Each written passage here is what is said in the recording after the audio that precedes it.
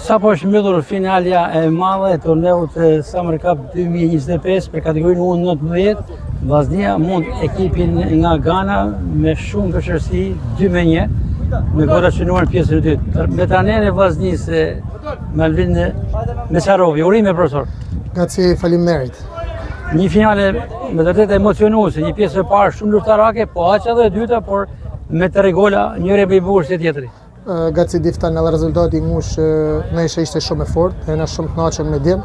Të janë aktivitete që i bëjnë jashtëzakonisht mirë djemve, që na shumë e mirë që organizojmë këto aktivitete për arsye që marrim pjesë në këto aktivitete për arsye se djem mos rrim pushim kaq herë, nga që kampionati është mbyll gati para një muaji. Kjo është aktiviteti i dytë që unë merr pjesë Akademia Vllaznia në çdo rast merr pjesë në për aktivitete që të kenë sa më tepër meshë për djem, që të kenë sa më tepër minuta për djem, sepse për ne është e rëndësishme që djem mos të lëmë një pauzë gjatë.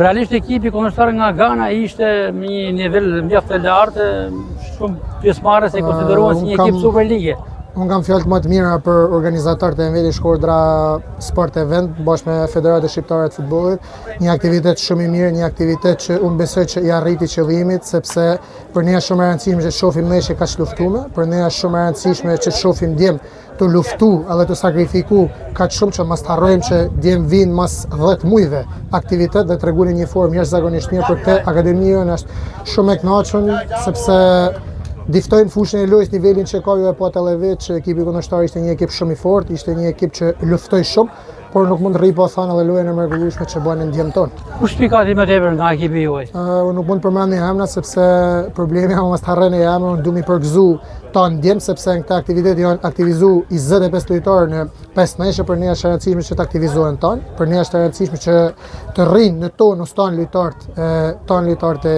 ekipit. Dhe kam fjalë më të mira për secilin, për angazhimin, për dëshirën, për disiplinën e treguar në fushën e lojës, për karakterin sportiv dhe në fund i përgëzoj për rezultatin. Profesor, në hakun kohor të 2 javë, Vllaznia fiton 2 trofe. Me kategorinë U19, një në kryeqytet dhe tashmë edhe në Shkodër. Kjo difton punën e mirë që bëhet te Akademia Vllaznia. Besoj që rezultatet flasin vetë. Unë nuk kam çështaj më tepër se këtë që thash përpara. Cilat janë projektet e vazhdimësisë të ekipit tuaj?